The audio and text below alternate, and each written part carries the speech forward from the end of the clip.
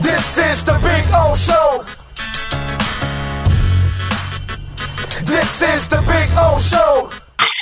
Yeah, I can hear you now, but all right, there we go. Yeah, because video's a little heavier, my brother, and I think that was the issue with it. So yeah. today, I think it's better that we do audio since you're at the airport. All right. So are you on time, or what's the deal? I don't know. We're trying to get on a plane, and de-ice. There's like 2 flights to Miami that already got canceled. At this point, I'm just hopeful I could get on a plane and could take off, and I'll land somewhere closer to Miami. All right. That's the reality. That's realities of traveling, though. Yeah, I know, man. That sucks, man. All right. So, day after, I'm sure you did some thinking about some of the stuff that went on. Your thoughts day after the debacle at the hands of the Titans. I think the areas of your team that weren't strong got exposed. That's what good coaching does. I think it's clear that you got to reevaluate everything you're doing from an offensive standpoint, and really consider making major changes. Starts with offensive line coach. I added it up. There are 8 games this season where the Dolphins have produced less than 300 yards, and that's unacceptable in the NFL. Not in today's NFL. And you really got to reconsider what you do moving forward if you're going to want to become one of these legitimate teams.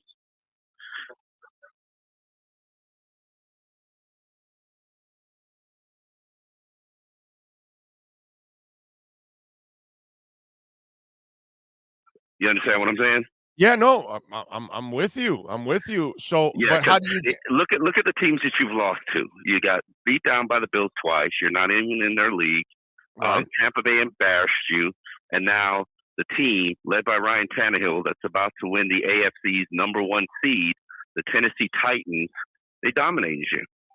Right. You're not in the league with the teams that are playoff contenders. You're a pretender. Okay, so but do you have the coaching staff that if they had the talent, they could make them contenders? On offense, no, you don't. On offense, no, you don't. On defense, you do. Oh no! Wait a minute. One more thing. Do you have it on special teams also? Because I don't think so. Well, I mean, they've had 2 good years on special teams. This year's been a crap show. So, for various reasons, maybe if they and you're going to celebrate this, but maybe if they still had Jakeem Grant, maybe they would have a decent special teams unit. But maybe you got to reevaluate what you do with your punter. But it's not all horrible. It could be. You're just having a rough year. No, I know, but it's that you wonder if that's a problem to come now. On top of all of that, and if you're so good on defense and you've got the defensive mind, so then why did you get pushed around yesterday and Foreman ran all over your ass? Which, by the way, Omar, has kind of been a thing for 20 years now, that the moments that you do need the defense, a lot of times they don't show up late in the season. Yeah, I mean, I think that's really a case of just a great game plan in terms of what they were doing. Basically they got those big runs. They attacked Landon Roberts the whole game. They got him into a specific formation and attacked Landon Roberts the whole game. And when they did get him blocked on the second level, it was hard for them to take him down. So that's what Wilkins says when he says they figured us out. Yeah, pretty much. I mean, yeah, pretty much. It was so let me ask you. They got Miami into a 4-3 look. Landon was the only guy on the inside. And when he got blocked on the second level, sometimes it was by their center. It was just free runs. And it was, Christian Wilkins, when he said I got us figured out, I was like, oh crap. Like, I've never heard that before. Right. And so many opponents hadn't figured them out yet. Okay, so when Wilkins says they figured us out, and what else does Flo have to stand on if he can't stand on his defense? I'm trying to figure out how anybody can justify. Okay, go ahead. I'm sorry. As he's there at the airport. He's got a lot of stuff going on. So, live radio, baby. That's how we do it here. You good? Hey, yeah, I'm good, man. Okay. So I'm still trying to figure out, and Flo, nobody can make a case. Nobody can make a case for keeping Flo. There's no relevant reason. There's no real reason to keep the guy. He doesn't excel with his defense when you need, and he can't build a staff. So what's he good for?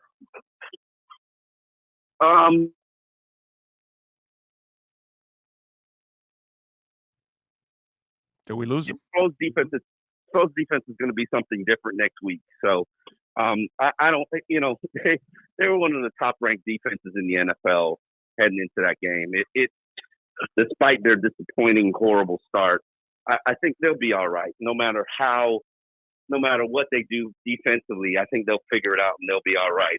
It's the offense I'm more worried about. Okay, so explain to me how Flo fixes that this offseason. I have no idea. Starts with a new offensive line. Okay, so not only explain how he fixes it, do you have confidence that he can? Give me those two answers. I don't. No, okay. I don't. I'm going to. He's going to get the opportunity to. I'm curious to see what happens. I think Flo has proven he's a very competent, good coach based on what has happened the last 3 years. Has everything gone the way that they wanted to? No. But that's going to happen in a rebuilding year. They're going to have more cap space than any team in the offseason. Am I confident that they're going to make the right decisions to build this team properly? I'm not really, but hey, that's what this process is all about. I would. You're not going to start over. So having that conversation or talking about it is just not. Oh, I'm going to have that conversation because I believe you need to start over at the head coaching spot. And Chris Greer, if you're listening, your ass is going to get fired in 2022 if you bring back Flo. Because I've seen this story before. Look, dude, you can't tell me that they can't make a change when you just said you have no hope that they can fix the offense. So that's the definition of Omar. That's the definition of insanity. You're bringing back somebody can't fix the problems. How does that make sense? Oh no, I don't know if he can or if he can't. I'm. I just no. Wait a minute. I asked you if you had any hope. You said no. No. Do I have confidence? Confidence, whatever. Confidence, hope. You said no. So then that's you don't think he can do it. Neither do I. But that's what I'm asking. Doesn't mean he shouldn't have the opportunity to, and doesn't mean that he can't pull out a decent hire. It starts with the offense, and you're right. The offense has to get fixed. Do I have confidence that he can fix the offense? Not really. He hasn't done it in 3 years. I'm not. You were covering Philbin when he wins that game against Minnesota, and Ross gives him the extension. Did it make sense to you? No, but there shall be no extensions here. If Steve Ross gives anybody, Greer or Brian Flores, an extension, he's the idiot and he's the problem. We can officially conclude that. But my brother, that's my point. Why extend the stay? Why give him another year when there is no hope that he can fix it? No, because we don't know that. We're assuming, but we don't have definitive answers. We don't know. He can go hire O'Brien from Alabama right now, who he worked under in New England, and O'Brien can come here and fix his offense.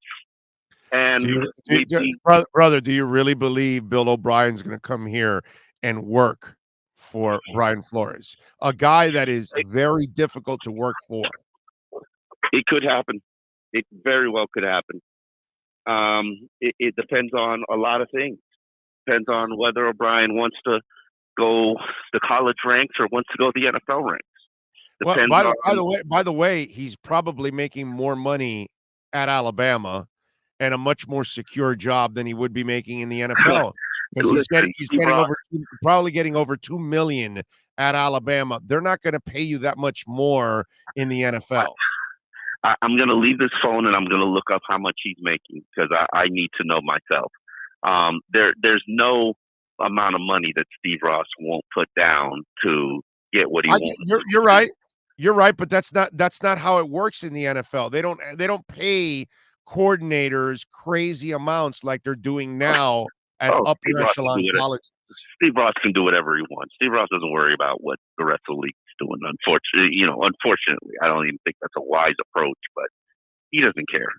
So, whoever can fix the RPO offense and get to a, looking the way that he needs to look, or Deshaun, whoever wants to run Deshaun Watson's offense, Steve Ross will do what it takes.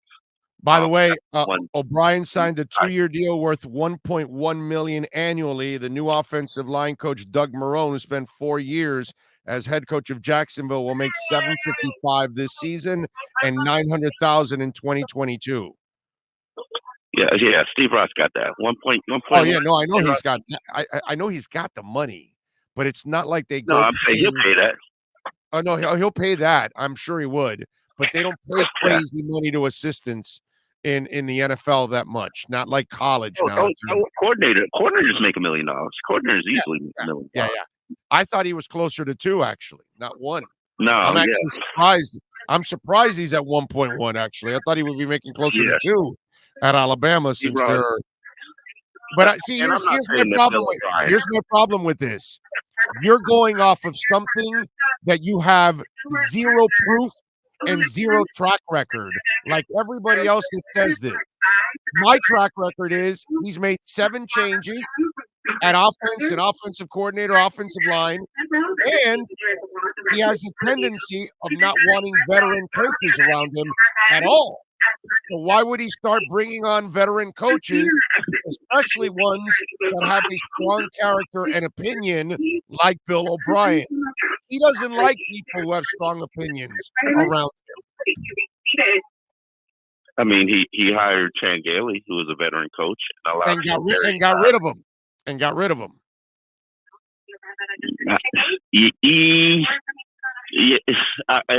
I can't tell you whether he got rid of him. He got rid of his staff, but I can tell you whether Chan left not wanting to deal with this shit. So, yes.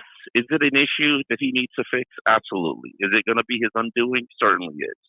But he's earned the right and the opportunity to fix and address it. But think about what you just said.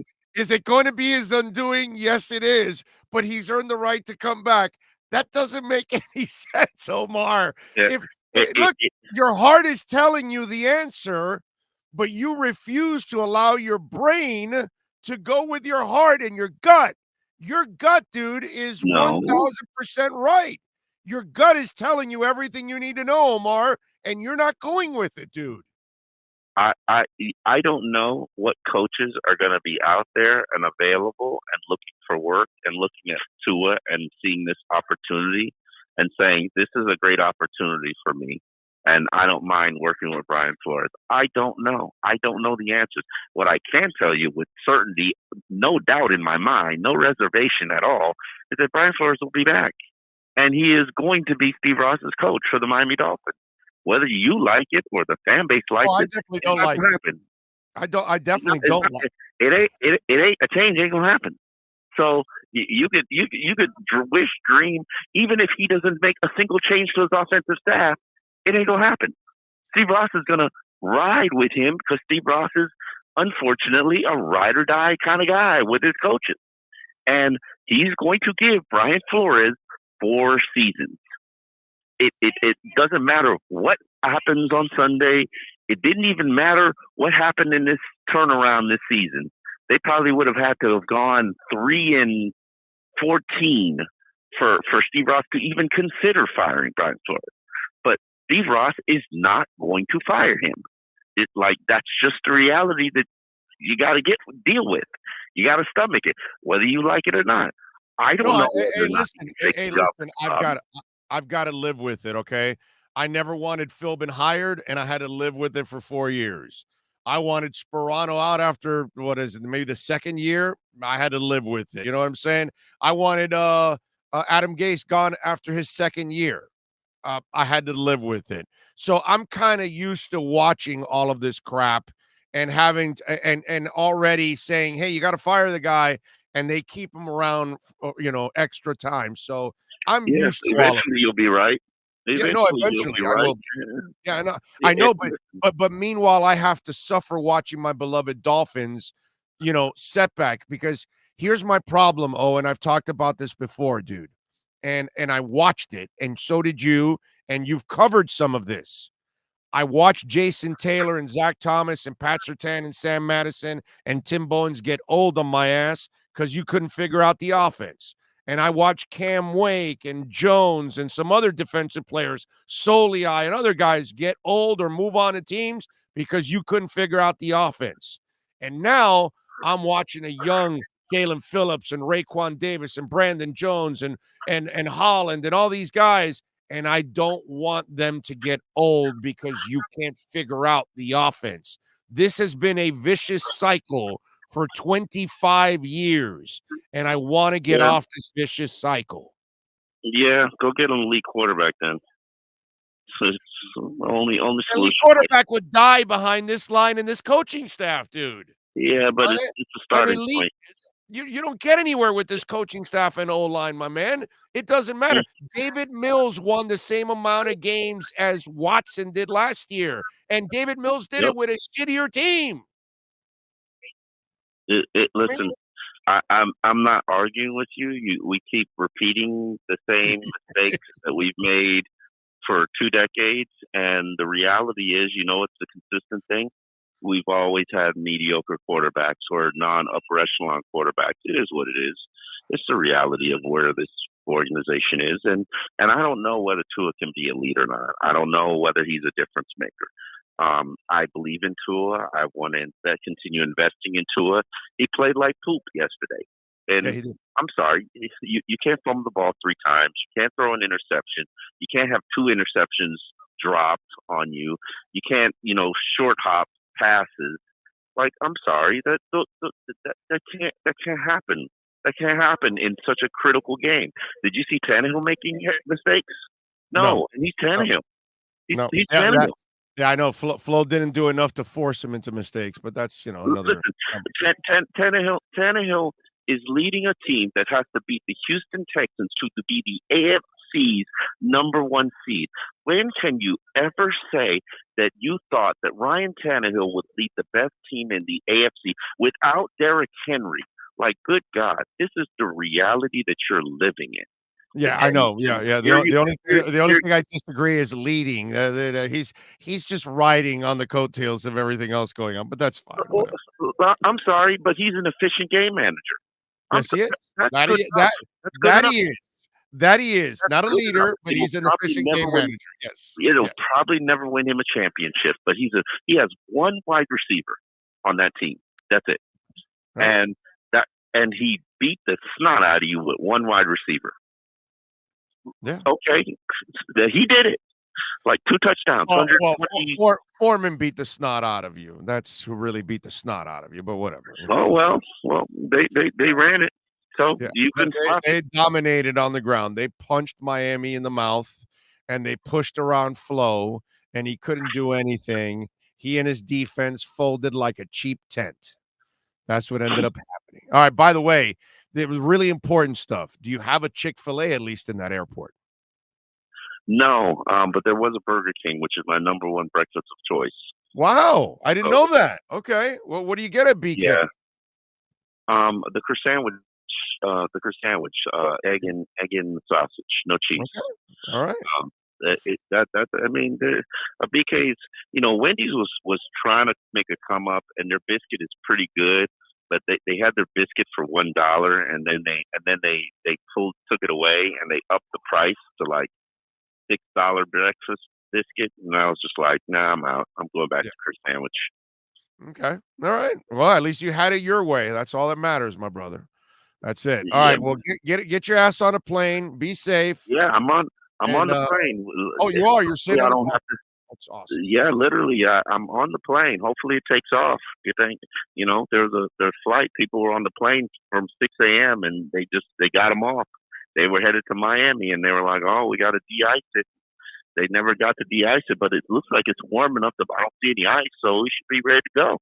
All right, good, bro. There you go. Hopefully, no Karens on the plane, and you'll be all right. And by the way, have your camera ready. Film the Karen because you can make some money by filming Karens. Trust me on that. I've made some jingle on some Karens, so it's a beautiful thing. All right, you be good out there. All right. All right, be good. There you go, Omar Kelly and the EJDconstruction.com Miami Dolphins report.